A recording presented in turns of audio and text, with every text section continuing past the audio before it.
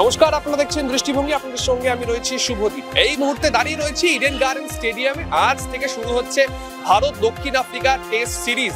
প্রায় 6 বছর পর কিন্তু এই ইডেন গার্ডেন্সে ফিরছে টেস্ট ক্রিকেট। সেই উন্মাদনার ছবি কিন্তু চোখে পড়ার মতন অগণিত দর্শক ইতিমধ্যে মাঠে আসা শুরু করে দিয়েছে।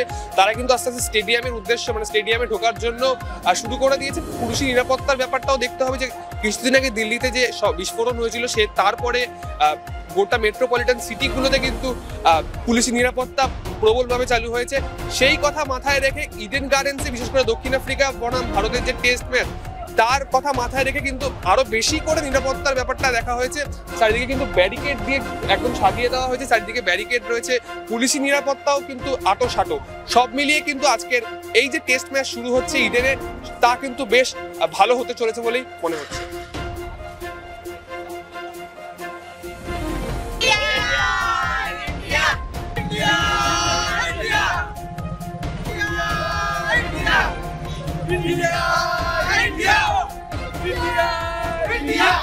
এতক্ষণ ধরে আপনাদের দেখালাম ইডেনের চিত্রটা, কয়েকজন মহিলা সমর্থককে দেখেছি, তারা কি বলছে আজকের ম্যাচের ব্যাপারে একটু জেনে নেব।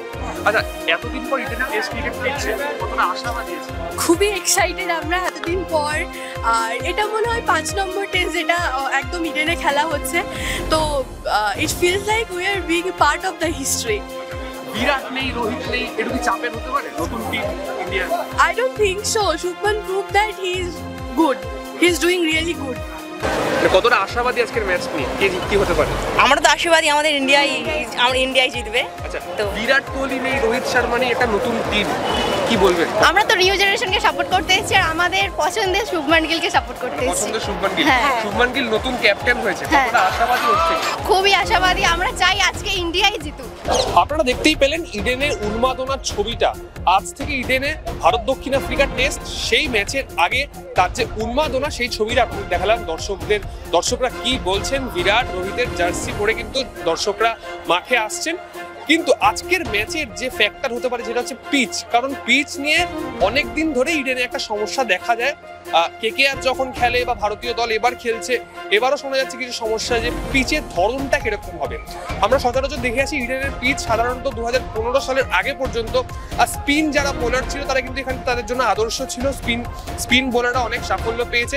সেক্ষেত্রে এবারে তারপরে 2015 পর থেকে কিন্তু ইডেনের পিচের কিন্তু চরিত্রটা পরিবর্তন হয়েছে, কারণ ইডেনের পিচ কিন্তু তারপর থেকে বাউন্সি হয়ে গেছে, ইডেনের পিচে ঘাস দেখা গেছে।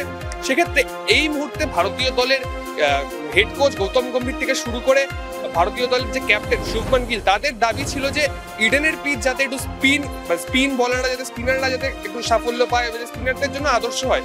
কিন্তু এই যে গৌতম গম্ভীর এবং শুভমান গিলের কথাটা, তা ইডেনের পিচ কিলোটার কতটা মানবে বা সেই হিসাবে কি পিচ তৈরি হয়েছে কিনা সেটা কিন্তু আজকের ম্যাচে বোঝা যাবে। অবশ্যই এটাও কিন্তু আমাদের দেখতে হবে যে স্পিন যদি হয় সেক্ষেত্রে ইন্ডিয়ার জন্য সেটা আবার সমস্যার না হয়ে যায়, কারণ সাউথ আফ্রিকা দলেও কিন্তু একাধিক স্পিনার রয়েছে। সেক্ষেত্রে সব মিলিয়ে কিন্তু আজকের যে টেস্ট ম্যাচ, আজ থেকে যে টেস্ট ম্যাচ শুরু হচ্ছে সেটা অত্যন্ত একটা ভাইটাল টেস্ট ম্যাচ হতে চলেছে, বিশেষ করে দুটো দলের জন্যই। আর নতুন ক্যাপ্টেন ভারতীয় দলের শুভমান গিল, তার কথা নিজেকে একটা তুলে ধরার ব্যাপার রয়েছে। সব মিলিয়ে কিন্তু জমজমাট এই টেস্ট আজ থেকে শুরু হচ্ছে। আরো খবরের জন্য অবশ্যই নজর রাখুন দৃষ্টিভঙ্গির পর্দায়।